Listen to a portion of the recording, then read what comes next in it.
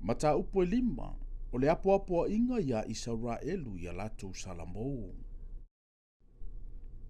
Le a inga o Israelu e, iau tau whaalongolongo i le nei upo te sauni atu ai a te outou. O le pese au alofa i lava. Ua pa ule tau pou o Israelu. E le toi tulai. Ua taatia o ia i lona lau ele. Ele aise na te whaatulai na o ia. A waolo o whaapea maile li o Yehova. O le a aina o antuai le toa afe, e to toe le toa se lau. I le male a aina o antuai le toa se lau. E to toe le toa tinonga fulu i le a ingo Israelu. A waolo o whapea mai Yehova i le a ingo Israelu. Iau tau sa ili mai i a te au, tau te o lai. E awale sa ili i a Peteli.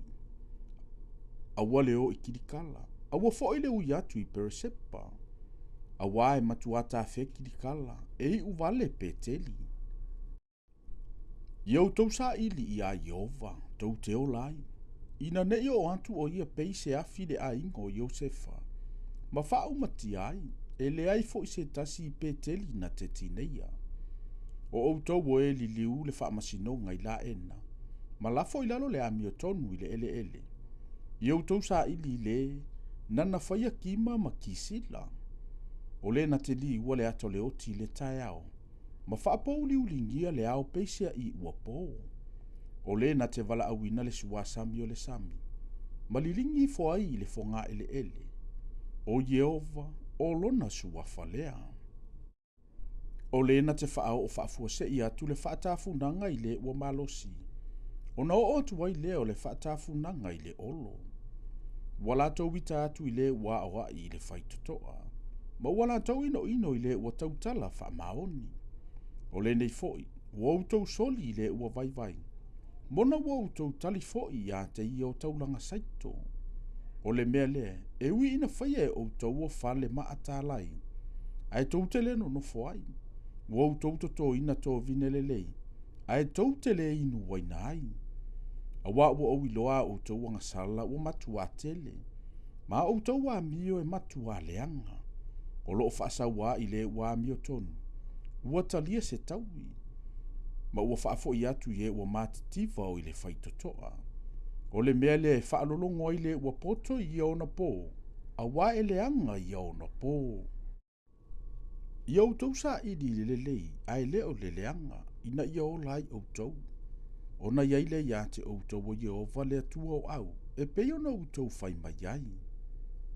Iau tau ino le leanga, ai loto atu i le lelei. Ma iau tau whatu mau le whaamasinonga i le whaitotoa. A tonu e lofa Yehova le atua o au ye ua totoe i a Josefa. O le mea leo loo whaapea mai ai Yehova, le atua o au, o le ali lava. E pale la waitu i ala umalava. La tau te whapeane i ala tele uma. Awe. La tau te wala au fo i le ngalua i whanua, ia te whaanoa noa. Ma e ua iloa pese au alo whaai, ia tangi tui i la tau. E pā fo i le la waitu i tō vine uma, a wā o te ui atu i a te oe. O loo feta lai mai ai Yehova. Ta alofa ia te outou e mana na o i le aso Yehova. Se a ea lo nao ngā ia te outou. O le aso Yehova, o le pou liuli lea, ai le o le malama. E pe o le tangata wasola ese i le leona, au wala feta iai ma le urosa. Pe ulu fale atu i le fale, ma to o ailo na lima i le papuipui, o na utia i le o i le ngata. E le o le pou liuli ea le aso Yehova, ai le malama. E pongi sa lava, e le aiso na pupula.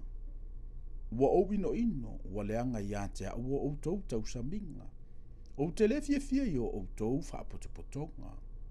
E uino o tau au mai i atea ua taulanga mū. Ma o taulanga i me ai. O te le talia, o le taulanga whaafetai a o tau manu pepeti.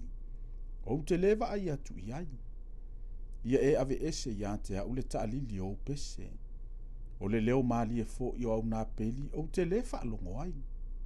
A ia tafe ifo le whaamasinonga e pei o vai. Ma le ami o tonu e pei o le vai e tafe te tele lava. Le a ingo Israelu e. Pena outou au mai ea ia te au o taulanga, ma taulanga I me ai I le vau I tausanga e whanga fulu. Na outou tau ave lava le malu malu o lo outou moloka, ma kiunga, o outou tupua, o le fetua o lo outou atua na outou whaia mo outou. O te whaatawhea ina outou I ona tala atu o tamaseko, o lo o whetalai ma ia Jehova, o le atua o au, o lona sua whalea.